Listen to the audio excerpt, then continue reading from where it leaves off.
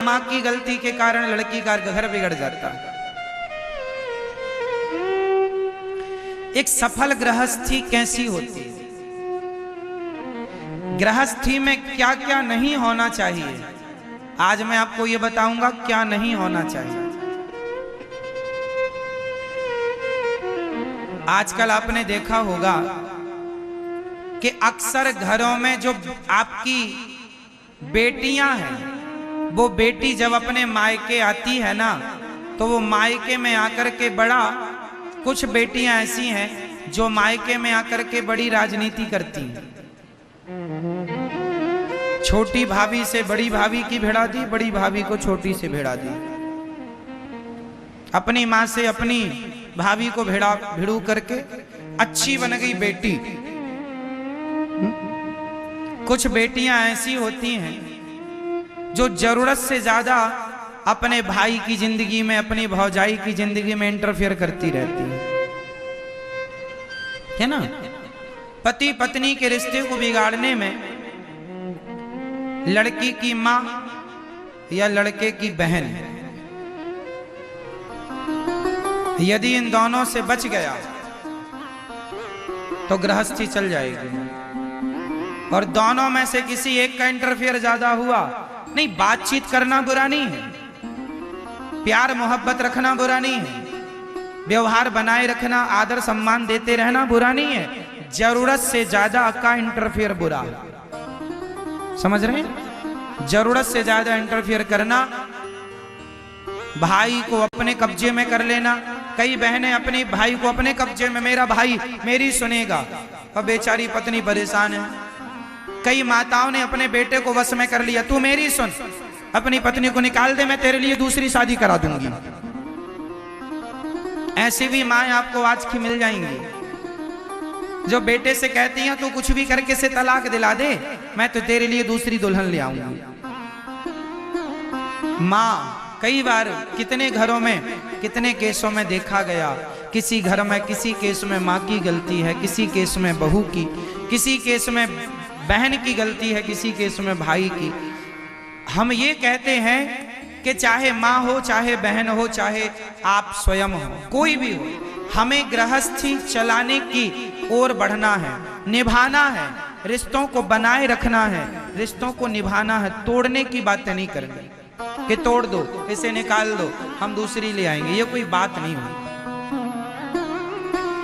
गृहस्थी बहुत नाजुक है, इसलिए बड़े बड़े ऋषि मुनियों ने कहा, संतों ने कहा, रही मन धागा प्रेम का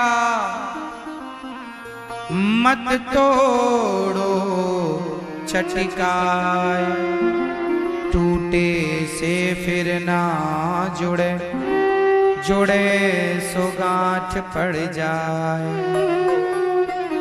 रही मन धागा प्रेम का मत तोड़ो छटकाए। ऐसी गृहस्थी बड़े प्रेम से निभानी चाहिए, चलानी चाहिए। गृहस्थ आश्रम में रहकर पति पत्नी को भगवान का चिंतन करना चाहिए। और मुझे लगता है जिस पत्नी को अपने पति पर विश्वास है और जिस पति को अपनी पत्नी पर विश्वास और प्रेम और समर्पण है दोनों का एक दूसरे के जीवन में, फिर जमाने की परवाह ना करो, आप दोनों चला लोगे। दोनों मजबूत हैं तो फिर टेंशन नहीं। दोनों कमजोर हो जाते हैं ना, तो फिर इनका फायदा कोई ना कोई उठा लेता है।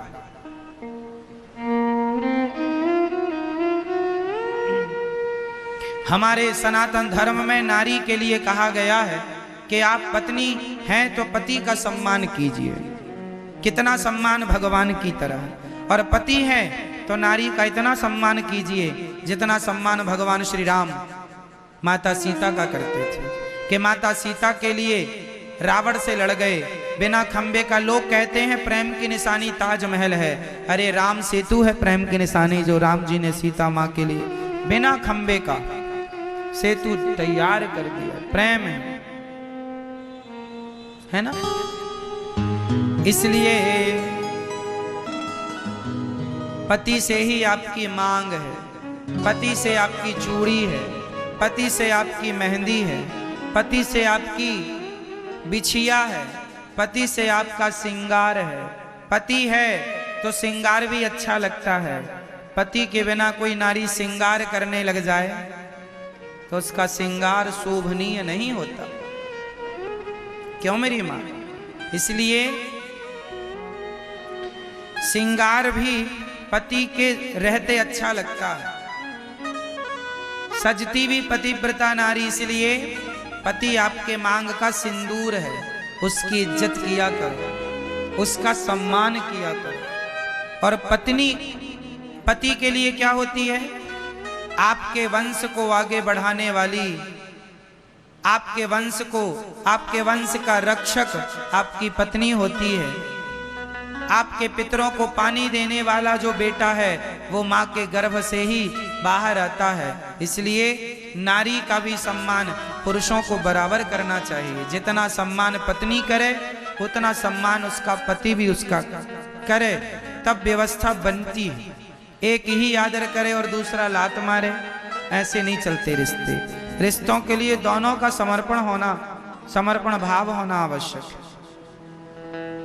पत्नी अपनी जिम्मेदारी समझे, पति अपनी जिम्मेदारी समझे और दोनों गृहस्थी चलाएं बढ़िया। समाज के लिए आप अच्छी संतान लेकर आए, अच्छे संस्कार लेकर आए कि आपके बच्चों से समाज को नई प्रेरणा मिले, नई शिक्षा मिले, है ना, नए अवसर मिले आगे बढ़ने के। तो ये गृहस्थी ऐसी है। आजकल तो लड़ते ही रहते हैं पति पत्नी। पति रास्ता भटक जाता है, किसी पराई नारी में पड़ गया, नारियां पराई पुरुष में पड़ जाती हैं। बचना चाहिए, पर पुरुष में पर नारी से मन हटाना चाहिए। कभी भी मन नहीं लगाना चाहिए पर नारी पर पुरुष में। स्वप्न में भी आपका मन ना जाए, अपने आप को इतना एकाग्र करके रखो, मन में इतना संयम बना करके रखो। सारी गलती माफ है, चरित्र की गलती माफ नहीं होती। आपने झगड़ा कर लिया, उल्टा सीधा कह दिया, सब माफ हो जाएगा। क्यों जी? चरित्र बिगड़ गया फिर माफ नहीं होगा। इसलिए भगवान से यही प्रार्थना करो कि आप बिल्कुल गंगा की तरह पवित्र रहें, चरित्र के मामले में आप पर कोई उंगली ना उठाए। और ये आप दोनों की समझदारी से है। पत्नी भी जिम्मेदार बने, पति भी जिम्मेदार बने और बच्चों को भी संस्कार दो चरित्र के। स्वामी विवेकानंद जी एक बार विदेश गए। एक महिला बोली कि आप बहुत अच्छे लग रहे हैं, हमें आपसे प्यार हो गया है, हम आपसे एक पुत्र की कामना करते हैं, आप हमें अपनी पत्नी बना लो और हमें एक पुत्र दे दो। स्वामी जी ने कहा, मेरा बेटा मेरे जैसा होगा इसकी क्या गारंटी है? स्वामी जी ने कहा, तुम्हें मेरे से बेटा क्यों चाहिए? बोले, आप ज्ञानी हैं, आपका बेटा भी ज्ञानी होगा तो दो विवेकानंद हो जाएंगे। स्वामी जी ने कहा, आपको मेरे जैसा बेटा चाहिए तो आज से आप मेरी माँ, मैं आपका बेटा। चरण पकड़ लिए स्वामी जी, आज से मैं तुम्हारा बेटा।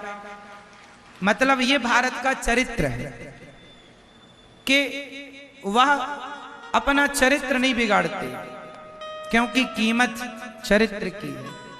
ये शरीर तो जल जाएगा, सब चला जाएगा, पर आपका चरित्र लोग याद करते हैं कि उनका चरित्र, उनका व्यवहार कैसा था, अच्छे थे या बुरे थे। हम और आप एक दिन चले जाएंगे, हमारा और आपका नाम इतिहास के पन्नों में लिखा जाएगा। अर्जुन भी चले गए, दुर्योधन भी चला गया, लेकिन अर्जुन का नाम भक्तों में गिना जाता है और दुर्योधन का नाम दुष्टों में गिना जाता है। जाना तो आपको भी पड़ेगा, अच्छे लोग भी मरेंगे, बुरे लोग भी मरेंगे, लेकिन लोगों की अच्छाई और बुराई अमर हो जाती है। लोग याद करते हैं आने वाली पीढ़ी के फलाने ने ये काम किया था अच्छा या ये काम किया था बुरा। तो समाज, आने वाली पीढ़ी, आपका आने वाला वंश आपको गलत ना ठहराए कभी, इसकी पूरी जिम्मेदारी आपकी। आपका बेटा आपको गलत ना कहे। आपका बेटा जब उससे पूछा जाए, बेटा तुम किसके जैसा बनना चाहोगे बड़े होकर, तो आप ही अपने बच्चे के लिए आदर्श पिता बनो, इतने सफल पिता बनो कि आपका बेटा ये कहे कि अपने पापा के पिता के जैसा मुझे बनना है, उनके जैसा सहनशील, उनके जैसा नम्र, उनके जैसा दृढ़ संकल्पी, उनके जैसा योग, उसे किसी और का नाम ना लेना पड़े कि उसके जैसा बनना है। हर पिता को अपने बेटे के लिए सफल होना चाहिए ताकि आपका बेटा आपकी तरह बनना चाहे। और आप गलत रास्ते पर चले गए तो आप खुद नहीं चाहेंगे कि आपका बेटा आपके जैसा बने। सोचो कि जो बाप अपने बेटे से कहे कि मेरे जैसा मत बनना, अब शराब पीने वाला बाप क्या बच्चे का मार्गदर्शन करेगा? क्या सीखेगा उसका बेटा उस बाप से? क्या प्रेरणा लेगा? क्या दिया तुमने अपने बच्चों को? शराब पी करके खड़े हो, बच्चों के सामने तुम पति पत्नी लड़ रहे हो, क्या प्रभाव पड़ेगा बच्चों पर? क्या यही एक आदर्श पिता होता है? एक आदर्श पिता बनो, सही है ना? एक आदर्श पिता कैसा? मेरे राम जैसा, दशरथ जी जैसा, है ना? ये आदर्श पिता है। बहुत सारे पिता मिल जाएंगे जो बच्चों को बहुत अच्छी शिक्षा, बहुत अच्छा ज्ञान, बहुत अच्छा रास्ता बता कर जाते हैं। और कुछ बच्चे, कुछ माँ बाप ऐसे हैं गलत रास्ते पर चला देते हैं बच्चों को। शराब खुद पिएंगे, बीड़ी खुद पिएंगे, झूठ खुद बोलेंगे, गलत खुद करेंगे बच्चे भी। आदर्श पिता बनो, आदर्श माँ बनो। माता मदाल शाह, आदर्श माँ, आदर्श पिता।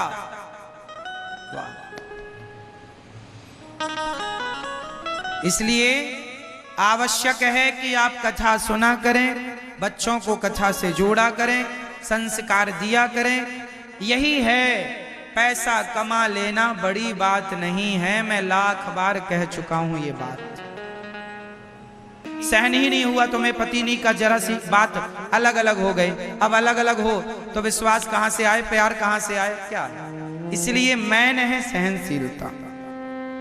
जड़ गृहस्थी को चलाने के लिए पत्नी के अंदर सहनशीलता हो। इसलिए पहले की माँ अपनी बेटी को कैसे समझाती थी? बेटी जाओ, ससुराल ही तुम्हारा घर है ना? कोई बात हो जाए पलटकर जवाब ना देना, ये तो तुम्हारा मायका है। अपनी माँ को भी जवाब दे देती हो, अपने बाप को भी तुम पलट के जवाब दे देती हो। ससुराल में दो बातें सह लेना बेटा। पहले की माँ ऐसे पाठ पढ़ाया करती थी अपनी बेटियों को कि ससुराल में दो बातें सह लेना, सुन लेना। पर आजकल की एडवांस